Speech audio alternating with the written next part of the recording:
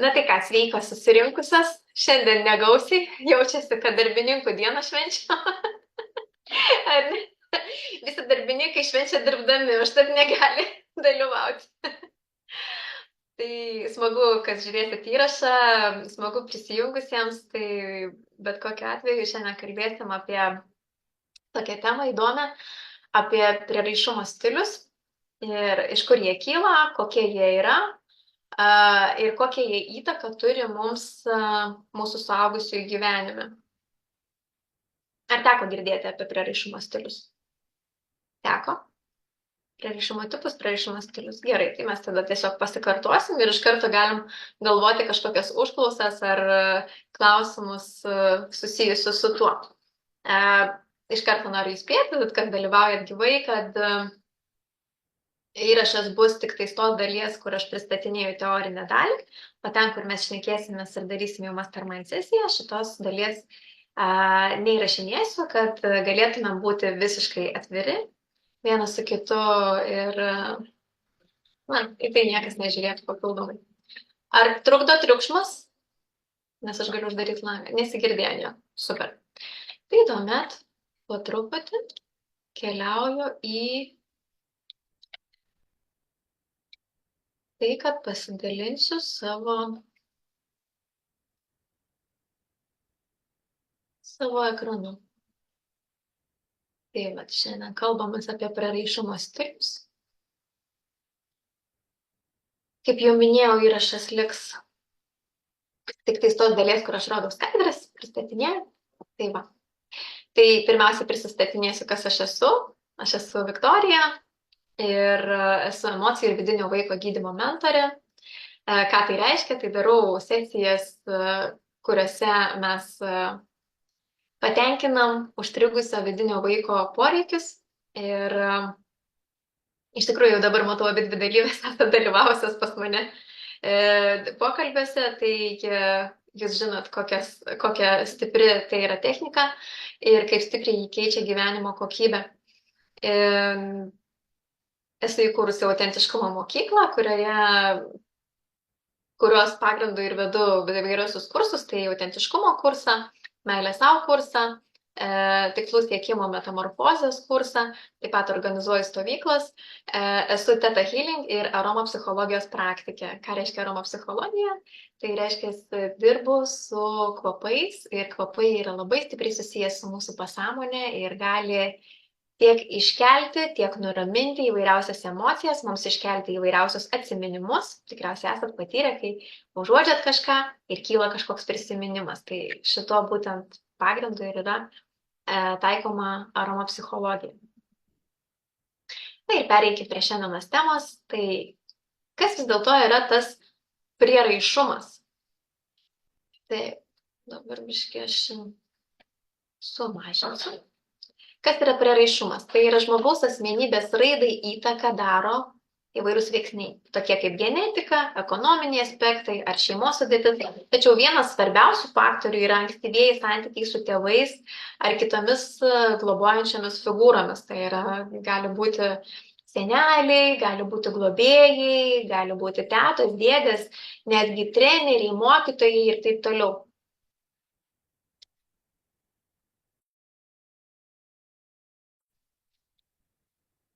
Prieraišumas tai ilgalaikis, emociškai reikšmingas ir priklausomas ryšys, susiformuojantis tarp vaiko ir jo tėvų.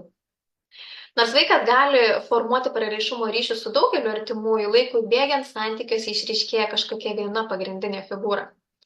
Ir ta pirminė prieraišumo figūra dažniausiai tampa biologinė vaiko mama, tačiau šią rolę gali užimti bet kuris kitas vaiką globojantis ir tam tikrą ilgalaikį tą motinišką ryšį su juo kuriantis žmogus. Tai jo, kaip ir minėjau, seneliai, močiutės ir taip toliau. Buvimas prieraišumo figūra, ypač pagrindinė, yra didžiulė atsakomybė, kadangi kūdikio priežiūra reikalauja labai daug pastangų, gali varginti emociškai, negali, o manau, tai tikrai vargina emociškai ir fiziškai, o net ir paaugusiems vaikams, paaugliams reikia dėmesio. Dėl šios priežasties vaikų auklėjimas negali tapti vieno ar dviejų žmonių darbu. Pagrindiniai prieraišumo figūrai tėvams vaiko auklėjime auklėjimo procese yra labai svarbu sulaukti kitų žmonių pagalbos. Gal esat girdėję, kad vaiką užauginti reikalingas visas kaimas. Tai aš iš tikrųjų pritariu 100% šitam posakiui, kad vaiką užauginti reikalingas visas kaimas. Ką tai reiškia? Reikalingi ir seneliai, ir tetos, ir dėdės, ir pusbroliai, ir kažkokie giminaičiai, 9 vanduo nuo kisieliaus ir taip toliau. Kad vaikas turėtų labai daug resursų, į kuriuos gali kreiptis, tada, kai pagrindinė prieraišumo figūra negali, neišeina, negali ar nenori tiesiog, ar ne? Tuo metu duoti dėmesio ar kitokių resursų, kurių reikia. Tai va. Ir iš tikrųjų žmogui, kaip socialiniai būtybei, netgi kaip rūšiai, ar ne, mes vis tiek esam gyvūnų rūšis, pats palankiausias ir pats geriausias būdas gyventi mūsų visuomenėje yra gentis, kaip ir gyvena mūsų protėviai. Tai būtent toks kaip kaimelis, kaip kelios šeimos, ar ne, ir galbūt po truputį augančios, bet yra pasitikėjimas, visi vienas šalia kito arti ir galim pasirūpinti vienas kitu pakankamai gerai. Kada prieraišumas pasireiškia ir kuo jis yra svarbus? Tai prieraišumas gali būti kaip išlikimo ar poreikių tenkinimo sistema.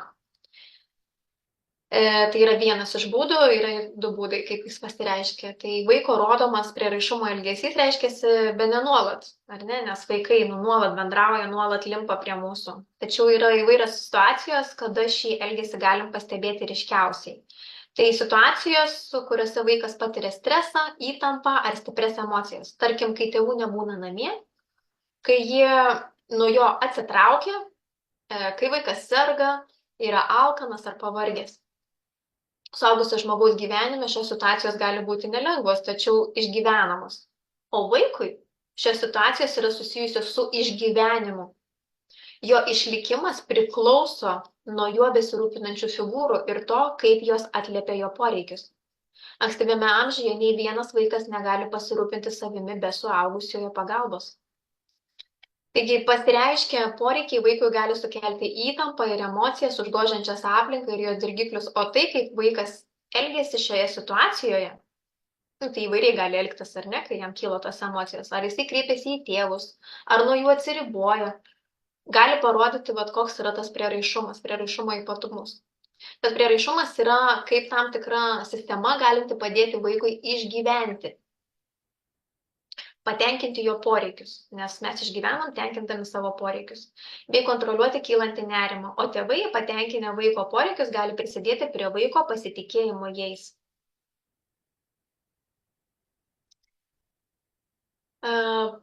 Pasitikėjimo jais ir dar aplinka, ne tik jais pačiais. Taip. Kada pasireiškia prieraišumas ir kuo jis yra svarbus? Tai antras būdas, kaip jisai gali pasireikšti, tai prieraišumas kaip emocijų reguliavimo sistema. Iš pradžių buvo išgyvenimo, išlikimo klausimas, o dabar kaip emocijų reguliavimo sistema.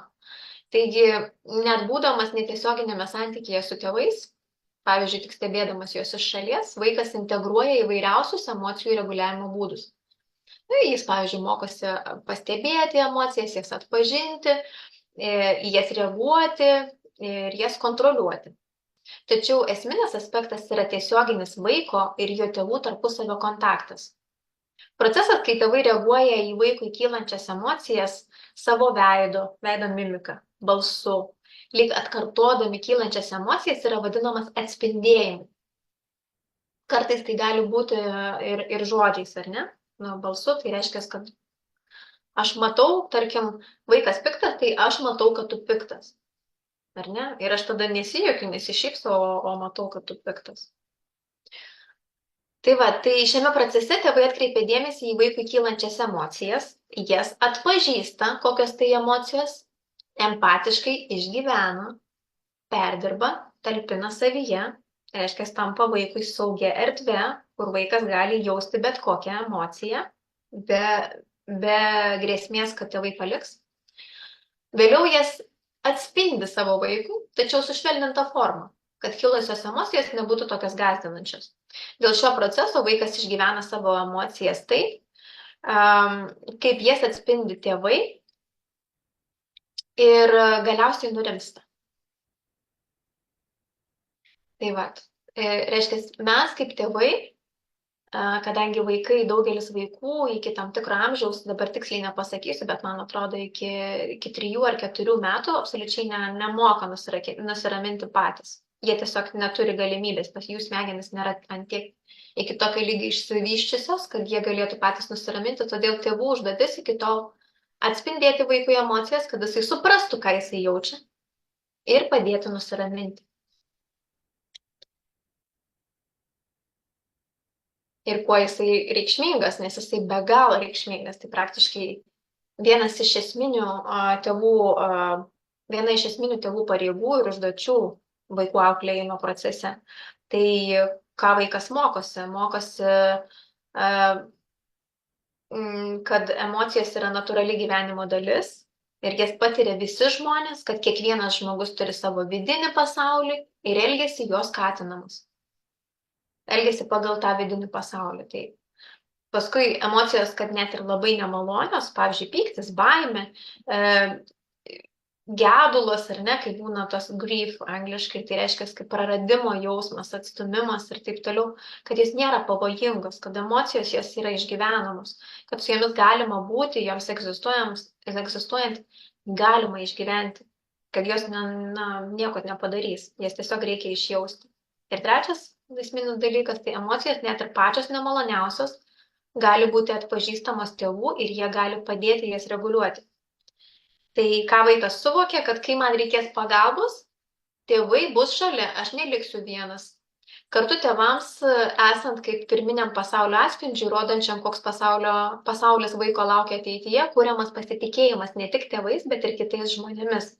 Todėl, kai tėvai sako, kad pavyzdžiui, reikia ruošti pasauliui, nes pasaulis yra grėsmingas ir pasaulis, vienu žodžiu, skriaus vaiką ir taip toliau, tai reiškia, mes įrašom vaikui tokią programą, kad pasaulis yra grėsmingas, kad jisai tave skriaus ir vaikas tada ruošiasi tokiam dalykui ir kadangi kaip viduje, taip ir išorėje, mes realiai užprogramuojam vaiką tokiam gyvenimui, kuris yra grėsmingas ir baisus ir kuriame reikia nuolat kovoti už išgyvenimą, o ne gyventi iš meilės, iš pasitikėjimo, iš džiaugsmo, iš to tokio atvirumo ir pasitikėjimo. Tai va, šitoj vietoj tėvų yra ypatingai didelė užduotis patiems tapti laimingiems, kad vaikai galėtų būti laimingi, kad jie mokėtų būti laimingi, kad jie matytų, kaip atrodo laimingas gyvenimas. Atrodo paprasta, tačiau kartu labai sudėtinga. Aš to irgi mokausi. Tai kokie tie prieraišumo tipai ar stiliai? Tai ir tipai, ir stiliai yra skirtingai vadinama, bet reiškia realiai tą patį. Tai kai formuojasi šitie prieraišumo stiliai, yra ypač svarbi vaiko ir tėvų santykių kokybė bei vaiko poreikių atliepimas. Nuo santykio bei to, kiek atliepiami vaiko poreikiai, priklauso ir besiformuojantis vaiko prieraišumo stilius. Prieraišumo stilių turi kiekvienas žmogus, tačiau svarbu prisiminti, kad nebūtinai atitinkam vieną kažkokį prieraišumo stilių. Tai greičiau kaip tam tikras kontinuumas, kadangi ne vienas negalime jaustis 100% saugus arba nesaugus. Tai galim įsivaizduoti, kad tai yra kažkokia kaip tiesė, ar ne, kurioje vienam gale yra, tarkim, netgi netiesė, o gal sakyčiau, kaip grafikas, ar ne, tai vienur yra saugus, nesaugus nerimastingas arba anxious, kaip angliškai, ar ne, nesaugus vengiantis, tai avoidant, ir nesaugus dezorganizuotas, tai reiškia disorganized attachment style. Tai va, ir mes esam kažkur va toj grafai, kažkur tai vienu žodžiu, kažkas bus labiau anxious, tai reiškia nerimastingas, kažkas bus labiau vengiantis, kažkas labiau gal vengiantis, bet jau einantis link saugumo, kažkas einantis link nerimastingo ir daugiau link saugumo iš nerimastingo ir taip toliau. Dabar pristatysiu kiekvieną iš jų ir kaip jie atrodo realybėje. Tai, kaip jau minėjau, yra vienas saugus prieraišumo stilius ir 3 nesaugus. Tai apie kiekvieną. Tai saugus prieraišumo stilius, kuris yra siekiamybė ir norim visi eiti link to saugaus prieraišumo stiliaus, ypač tie, kurie turim problemų santykiuose. Ir daugelis iš tikrųjų turim tų problemų santykiuose įvairiausių, ar ne? Ir matom, kad, kažkas ne taip. Tai kai pasiekėm, nors kažkokiu procentų saugų prieraišumo tipą, mes tampam patys laimingi ir kartu šalia mūsų atsiranda daug laimingesni žmonės. Saugus prieraišumo tipas. Tai tokiu atveju tėvai yra pasiekiami, kai vaikui jų reikia, kuria saugumo jausmą. Saugumas yra. Kai vaikas išsigąsta ar yra stresą kelianti situacija, kartu skatina tyrinėti pasaulį ir aplinką. Domisi ir jautriai rūpinasi vaiko poreikiais bei jausmais, atliepia juos, kartu padėdami priimti emocinę patirtį ir ją kontroliuoti. O vaikas jaunesniame amžiuje daugiausiai laiko leidžia su savo tėvais, bet gali bendrauti bei jaustis saugus ir su nepažįstamais žmonėmis, prie kurių jo tėvai jaučiasi saugus ir ramus. Kartu su tėvais vaikas tyrinėja nepažįstamą aplinką, įsitraukia į žaidimus ir socialinės situacijas, jaučiasi priimtas, vertinamas, suprastas, geba atpažinti ir valdyti savo emocijas. Ateityje vėlesniame amžiuje saugiai prieraišus žmogus tiki, kad pasaulis yra saugus. Jis pasitiki kitais žmonėmis, kuria šiltus santykius ne tik su savo artimaisiais, bet ir už šeimos ribų. O tokiuose santykiuose jaučiasi saugus. Moka lankščiai ir atvirai bendrauti su kitais žmonėmis, jaučia ir tiki, kad kitas žmogus bus prieinamas, išties pagalbos ranką, kai jam to reikės. Esant saugaus prieraišumo tipui, žmogus yra dėmesingas savo ir kitų žmonių emocijoms ir mintims. Siekia jas suprasti, geba su jomis išbūti, net ir tada, kai jos pačios nemaloniausios.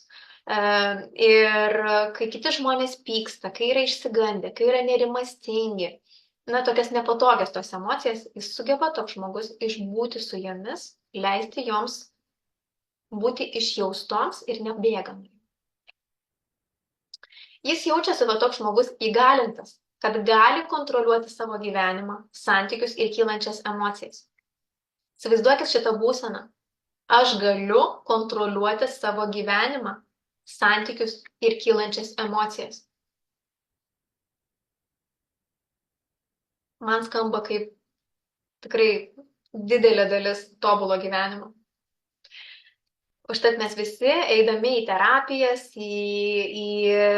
dirbdami su vidiniu vaiku, darydami darbą su šešėliais, kaip Karlas Jungas vadina, ar ne, bet koks darbas su savim, su savo pasąmonė, su savo vidiniam programom, tai yra kelias link saugaus prieraišumo tipo. Kai mes pasitikim pasauliu, tikim, kad viskas bus gerai. Ir dabar apie nesaugius prieraišumo tipus. Pirmasis yra vengiantis prieraišumo tipas. Nenoriu stereotipų kažkokių čia sakyti, tačiau dažnai vyrai turi vengiantį prieraišumo tipą. Angliškai jis yra avoidant attachment style. Taigi nesaugus vengiantis prieraišumo tipas. Šio prieraišumo tipo kontekste reiškiantis vaiko prieraišumo elgesio, kai vaikas siekia dėmesio, serga, yra sužeistas ar kiti dalykai, kai jam reikia tėvų, tėvams sukyla nerimas, sukyla pyktis, jie atsiriboja nuo vaiko ir tampa emociškai šalti. Tokie tėvai vengia vaiko emocijų, mano, kad jos yra netinkamos ir pyksta dėl jų. Užuot stengiasi suprasti ir padėti reguliuoti kylančias emocijas, jie kuria tam tikras gero vaiko taisyklės, kaip turėtų tas vaikas elgtis, ne? Ir reikalauja kažko. Pavyzdžiui, kad geri vaikai nepyksta, arba kad geri vaikai nereikalauja dėmesio. Taip tėvai skatina savarankišką vaiko veiklą ir yra patenkinti juo tik tuomet, kai jis atitinka jų kūriamas taisyklės, nereikalauja prieraišumo ir dėmesio. Tokie tėvai neatmeta viso vaiko kaip asmens, bet nepriima tos vaiko dalies, kuri siekia prieraišumo, kuri nori būti arti, kuri nori va taip prilipti. Tokiame santykyje tėvų šiluma yra sąlygiška, o pats santykis nepastovus. Vaikas augdamas tokioje aplinkoje, kilus emocijoms, jaučiasi nepatogiai, nerimauja, jis negali jų išreikšti ir parodyti savo tėvams, nes bijo sulaukti neigiamos reakcijos. Pagal ankstesnės patirtis negali tikėtis, kad jo poreikiai bus patenkinti. Dėl šios priežasties, bijodamas būti atstumtas, vaikas išmoksta emocijas slopinti. Na, panašu į vyrus, ar ne? Jie slopina emocijas. Tokį vaiką baugina ne tik savos, bet ir kitų žmonių emocijos. Ateityje, vėlesnėme amžiuje, nesaugus vengiančio prieraišumo atveju žmogus griežtai kontroliuoja savo emocijas. Jas neišreiškia, o atvirkščiai slopina, nuvertina emocinę patirtį. Sako, kad emocijos, jos nieko vertos, jos nelogiškos, jos iš viso makes no sense, nėra logikos jose. Toks žmogus nežino, kaip pasiekti kitus žmonės ir jų rūpestį, globą, apriboja savo artumo poreikį, ypač emocinį. Ir gali atrodyti pernelyg savarankiškas, atsiribojęs nuo kitų žmonių, nepriklausomas, kartu su santykio baime paprastai jaučia didžiulį atstumimą. Tai va. Labai nemalonus, nesaugus. Ir dažnai šitoks partneris pritraukia kitą, kuris yra nesaugus, ambivalentiškas prieraišumas. Tai yra anxious attachment style angliškai. Jie vienas kitą traukia, nes vienas nenori jausti emocijų, o kitas kaip tik savo emocijas tiesiog išlieja, taip jeigu negražiai sakant, išvėmė kitų žmonių, ar ne? Jis nemoka kontroliuoti, to žmogus nemoka kontroliuoti savo emocijų ir tiesiog jų yra tiek apščiai, kad ten chaosas tose emocijose. Tai vat, ir taip.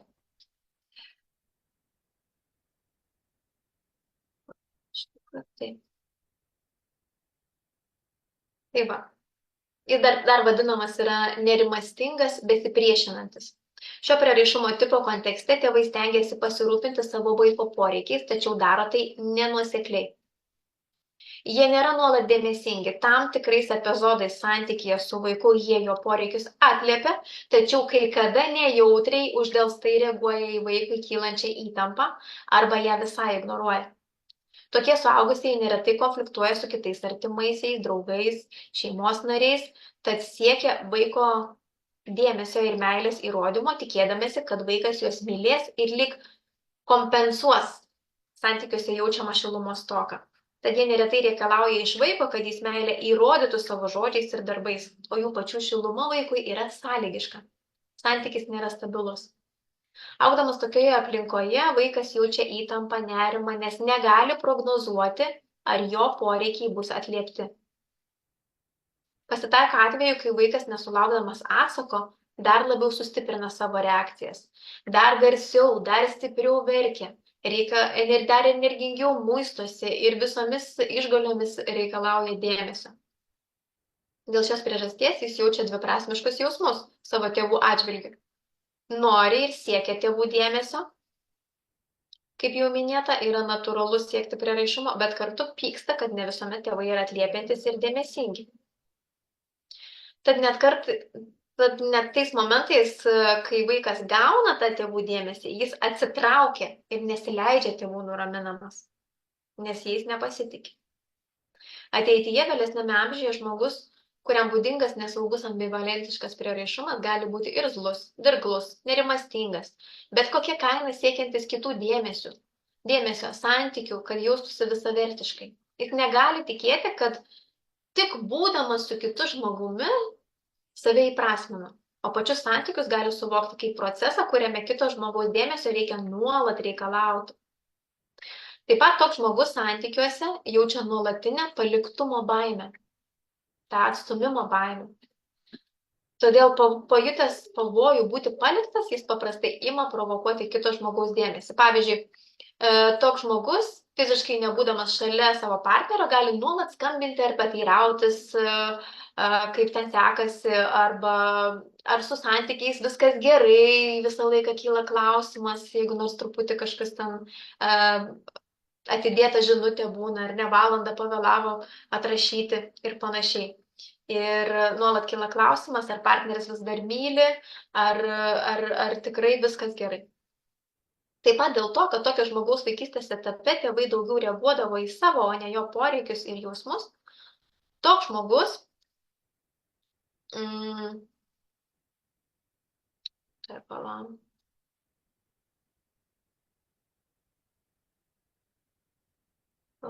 kas čia dabar man dingo mano tekstas. Toks žmogus vaikystės etape, toks žmogus įsitikinęs bus, kad visada yra pavojus, kad jį paliks. Kad jį paliks, kad jį atstums, kad negali prognozuoti, kada bus atliepti jo poreikiai. Tai va, tai gaunasi, kad to santykio, to ryšio, tos meilės mes nuolat pradedam reikalauti. Tai va, tai šitas prieraišumo stilius dažnai yra moterų prieraišumo stilius. Ir trečias pats skausmingiausias prieraišumo stilius yra nesaugus, dezorganizuotas prieraišumo tipas ar stilius. Šio prieraišumo stiliaus kontekste tėvai tampa vaiko nerimo šaltiniu ir negali vaikui suteikti reikiamo saugumo jausmo. Jie yra gąsdinantis, pavyzdžiui, smurtaujantis ar apleidžiantis, arba patys išsigandę, patyrę įvairias traumas ir negalintis atliepti vaiko poreikių. Tokie tėvai negeba savęs kontroliuoti ir koncentruotis į tai, ko nori ir siekia vaikas. Pajutę vaiko pyktį, jie gali jį kaltinti, laikyti blogų kabutėse vaiku ir jį atstumti. Dezorganizuotų prieraišumo atveju vaikas tuo pat metu jaučia saugumo poreikį, siekia saugumo, tačiau jaučia ir stiprią baimę tėvų atžvilgių. Jis prisiriša net ir prie smurtaujančių ar poreikių neatliepiančių tėvų. Šičia yra šaknis, Stokholmo sindromo šaknis šitoje vietoje. Ir šiems vaikams nėra būdinga tam tikra viena elgesio sistema, jie vysto skirtingas elgesio strategijas. Dėl šios priežasties tokie vaikai neretai pasirenka skirtingus vaidmenis. Vienu metu jie gali būti aukos pozicijoje, verkia, kenčia, o kitu metu persekiotojo patys smurtauja prieš kitus. Dar kitų globojančioje pozicijoje pernelyg susikoncentruoja į kitus ir jais rūpinasi. Pastebima, kad šis prieraišumo tipas būdingas fizinės, seksualinės ir psichologinės traumas patyrusiems vaikams. Ateityje, vėlesnėme amžiuje, tokioje aplinkoje augęs žmogus paprastai išlaiko savo vaidmenų kaitą ir kitiems žmonėms kuria prieštaringą savo vaizdą. Toks žmogus patyrė tėvų agresiją, nemoka tvarkyti su savo ir kitų žmonių emocijomis. Pats gali būti agresyvus ir gąsdinantis kitus žmones. O sukūręs šeimą, kartoti vaikystėje išmokstus elgesius, kaip pavyzdžiui, pats būti emociškai, fiziškai nepasiekiamas, apleisti savo vaikus ar smurtauti netgi prieš juos. Neretai ši agresija gali būti kreipiama ir į save. Dezorganizuotų prieraišumu pasižymintis žmogus gali būti linkęs į savižalą, kaip jaustusi savo, ne? Ir tokiam žmogui yra sudėtinga pasitikėti kitais žmonėmis, kurti ir palaikyti santykius, kadangi kiti žmonės ir tarpusavio santykiai su jais gali atrodyti labai grėsmingi, pavojingi, potencialiai galintis sukelti skausmą. Tai va, tai šitas yra pats skausmingiausias, sunkiausiai iš jo išeiti, ypač jeigu jisai ten stiprus, bet visą tai yra įmanoma padaryti per darbą su savim, per darbą su vidiniu vaiku, per psichoterapiją ir kitus procesus.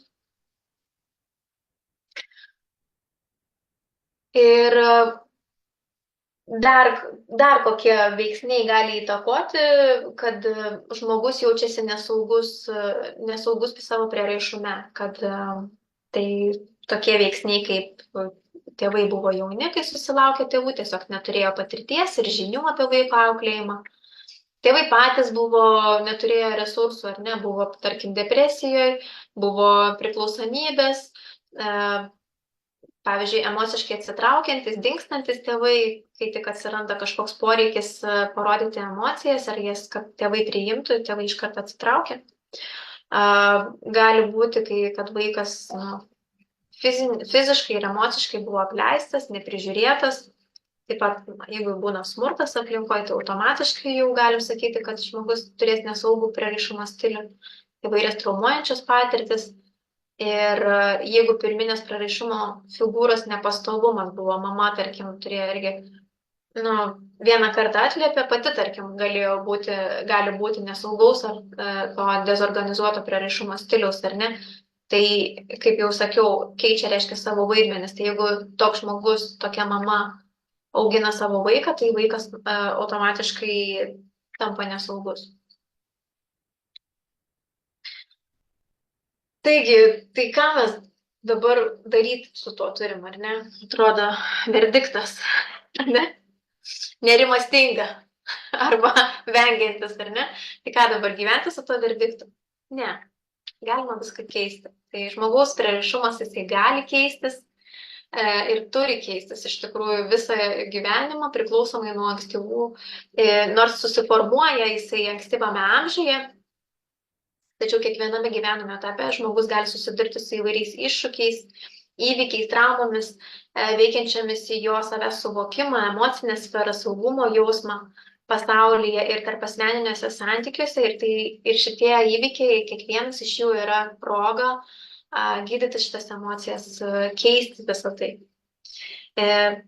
Tačiau, net ir kai mes keičiam, mes turim suvokti tai, kad būtent ankstyvieji santykiai yra esminė žmogaus saugumo formavimosi pradžia, padedanti jam adaptuotis ir lengviau įveikti ateities problemas. Todėl, jeigu mes suvokiam, koks mano prieraišumo stilius, kaip aš elgiuosi santykiuose, mes tada galim labai sąmoningai pažiūrėti į tai ir priimti kažkokius kitus sprendimus, vadovaujantis turimos žiniomis.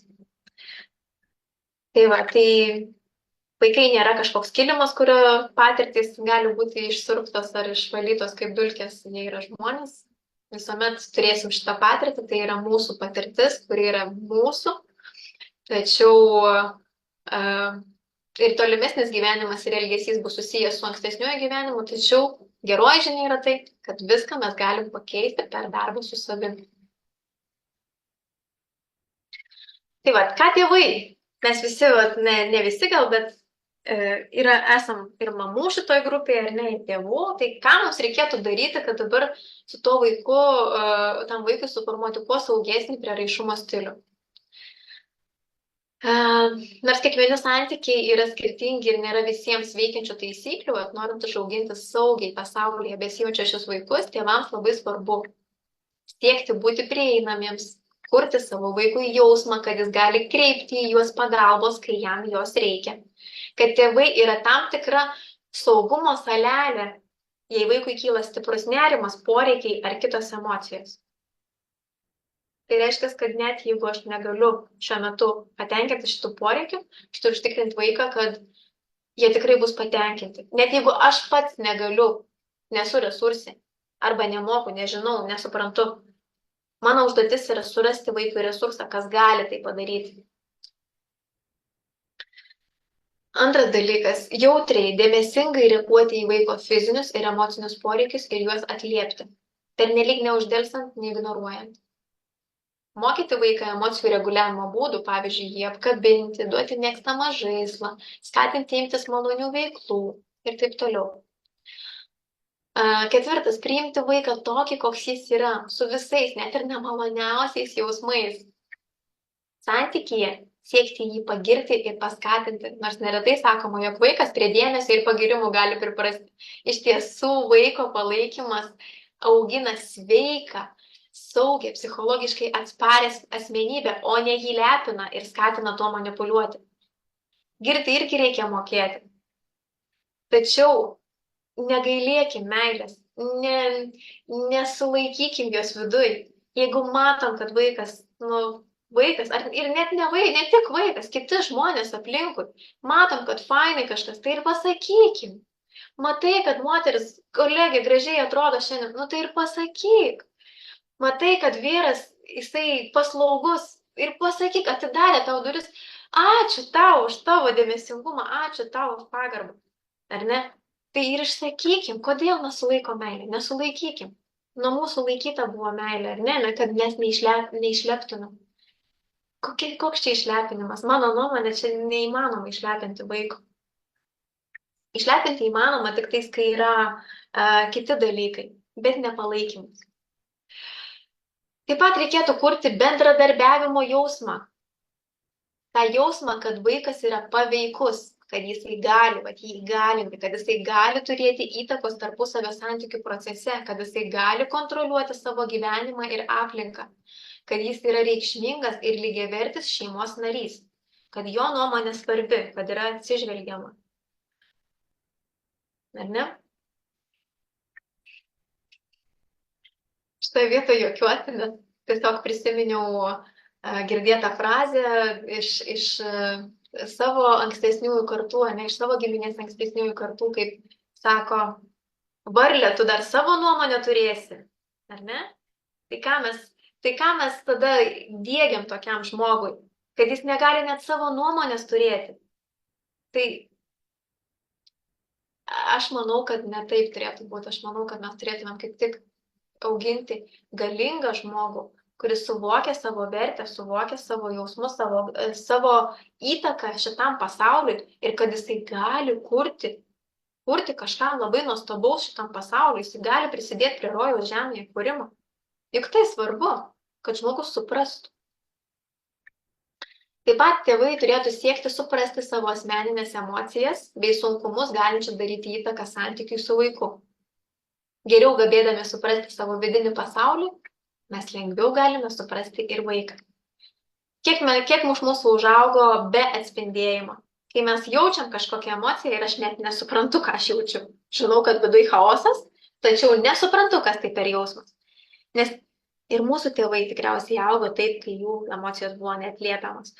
Jie irgi nesuprato, ką jaučia ir tiesiog, nemoka, nėra resursai, nesupranta, kaip galėtų kitaip. Tačiau mes galim tai pakeisti, mes galim augindami savo vaikus, padėti jiems atspindėti per tai, kad mes patys suprantam save, mes galim ir savo vaikams padėti suprasti juos pačius, jiems patiems suprasti save. Tai tokiu būdu mes auginam įgalintą, stiprų, savarankišką, saugiai besijaučiantį vaiką, kuris šitam pasauliui yra ne kažkoks tai priešas, kuris bijo ar ne, toksai kaip žvėriukas, kuris tik tais kovos už išgyvenimą, tačiau jisai kaip tik, jisai burs žmonės aplinkui save, jisai mylės ir tiek save, tiek kitus, ar ne, jo taurė, jo meilė savo taurė bus kupina, todėl išsilies per kraštus į kitus žmonės. Dabar ką pačiam žmogui svarbu, kad jaustųsi saugesnis, jeigu aš žinau, kad mano pagrindinis prieraišumo stilius yra nesaugus. Ir kaip jau minėjau, niekada nėra vėlu tai keisti ir netgi būtina eiti link saugesnio savo prieraišumo stiliaus. Tai pirmiausia reikėtų tyrinėti, analizuoti save ir savo jausmą ir jausmus santykiuose. Kaip aš jaučiuosi? Kas man patinka? Kas man nepatinka? Kokie yra mano poreikiai? O ko aš nenoriu? Taip pat atrasti ir suprasti, kaip šie jausmai galėjo susiformuoti, kokios patirtis galėjo daryti jiems įtaką.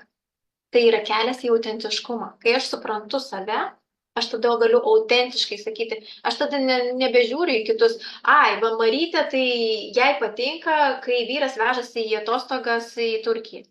Tai ir man reikia tada į Turkiją. Ne, galbūt tu į Alpes nori, o galbūt tau iš vis geriausias atostogos yra kaime. Žiūrėti, ko tau būtent reikia, ar ne? Ir tada žiūrėti, kaip tas kitas žmogus, ar jisai gali iš principo atliepti tai, ko tau reikia. Antra, siekti sąmoningumo. Tačiau kartu nepamiršti įvertinti, kad tai yra susijęs su mūsų jausmais ir ankstyvosiomis patirtimis gyvenime. Kiek tai yra susiję, ne taip pasakiau, įvertinti, kiek tai yra susiję su mumis, mūsų vidinėmis patirtimis, o kiek tai yra susiję su kitu žmogumi. Atpažinti, jeigu aš supykau, ar aš supykau dėl kažkokios tikrai priežasties, rimtos, stiprios, ar aš supykau, nes man tai priminė kažkokią situaciją iš vaikystės. Galbūt aš pasijutau taip lyg su tėvais. Galbūt mano partneris visiškai neturėjo to galvoje ir tikrai nenorėjo nei skaudinti, nei kažkaip tai pakenkti ir dar kažką. Tačiau aš viduj suteikiau šitam jo veiksmui ar žodžiui, ar mimikai, ar gestui reikšmę, kad tu bandai mane įskaudinti. Tai va, tai šitoj vietoje labai svarbu atpažinti, nes tai yra sąmoningumas, pradėti stebėti iš šono save.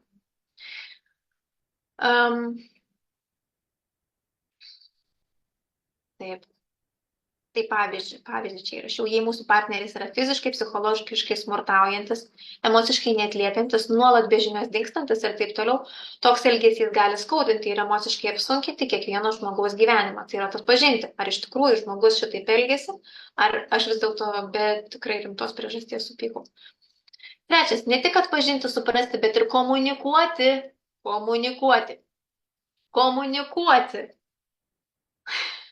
Savo poreikius bei jausmus kitiems. Nuo to priklauso santykių ir mūsų jausmo juose kaita. Neretai santykiai iš tiesų galime turėti įtakos kito žmogaus elgesiui. Taip, kaip žmogui žinoti, kad tu kažko nori, jeigu tu nepasakei, kad tu nori. Čia moteris turi visą laiką problemą, ar ne? Aš noriu, kad jis man padovanotų gėlių, bet aš noriu, kad aš jam, net reikėtų jam sakyti, kad aš noriu gėlių ir jis pats susiprastų, kad aš noriu gėlių. Nebus taip. Nebus. Jeigu aš noriu, tai aš tada ir sakau, kad aš noriu. Gražiai, švelniai, pagarbiai. Ir tada yra žymiai didesnė tikimybė, kad tu gausi gėlių, jeigu tu jų nori. Ar ne? Tai va. Ketvirtas. Švelnesnis, palaikantis, atjaučiantis vidinis monologas su savimi. Mes neatmetame, kritikuojame, o raminame savo pažeidžiamą jautrią dalį. Ar dalis, kurių gali labai daug kilti iš tikrųjų. Tai va, tai niekada nekalbam su savim taip, kaip mes nekalbėtumėm su savo geriausiu draugu. Niekada. Žiūrim į veidrodį ir sakom savo malonius žodžius. Sakom savo tai, kas mums patinka mums. Sakom, atjaučiam, mylinčiai kalbam, švelniai kalbam.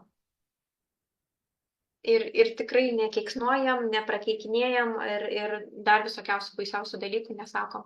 Nes visa tai nusėda mumise, visa tai programuoja mus artimiausiai ateičiai. Penktas. Saugus santykis su žmonėmis, kurie yra dėmesingi, atliepiantis mūsų jausmus ir poreikius. Mes turim jas kurti. Vienas iš tokių santykių, pavyzdžiui, gali būti konsultavimas ar psichoterapija, kai tarp specialisto ir kliento yra pastovus ilgalaikis ryšys, galintis padėti kurti didesnį saugumo jausmą.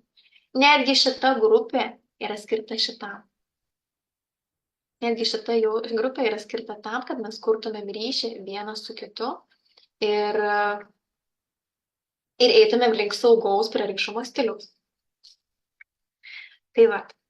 Jeigu vis dėlto dar nepasitikit, iš tikrųjų labai kviečiu kreiptis ir į mane, nes aš irgi šito užsiimu, aš padedu eiti link saugaus prieraišumo stiliaus per darbą su vidiniu vaiku, per darbą, per sąmoningumą, per sąmoningus pokalbius ir taip toliau.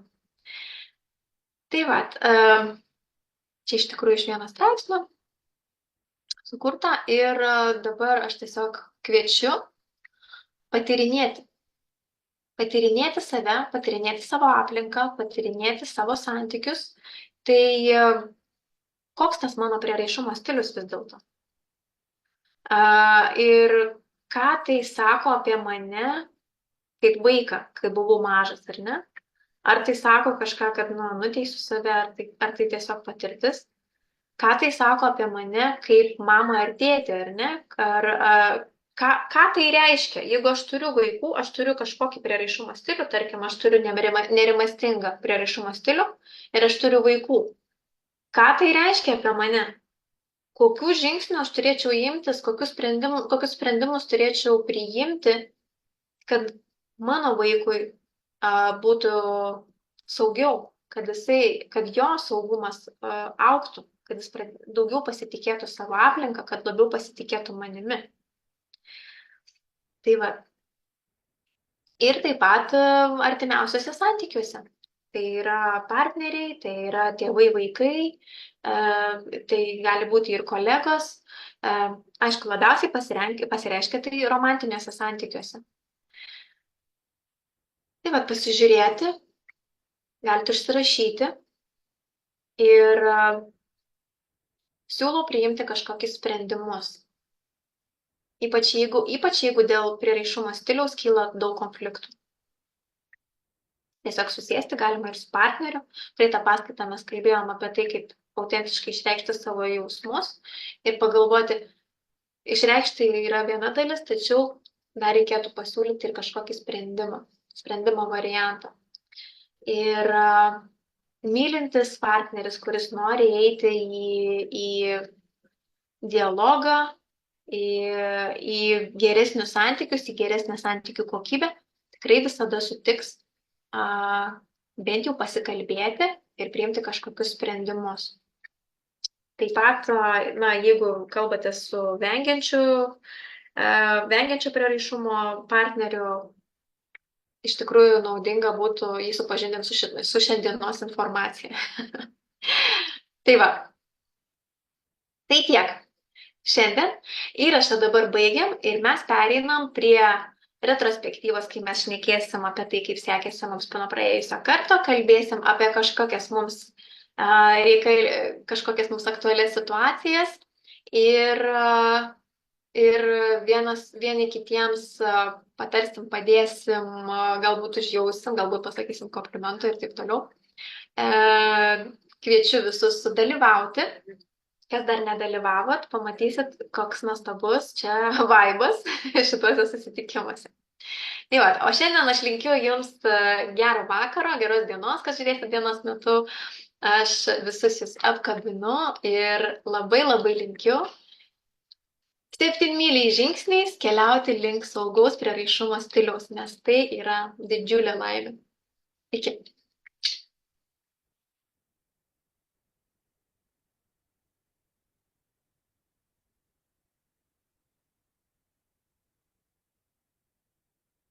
Taip, stop.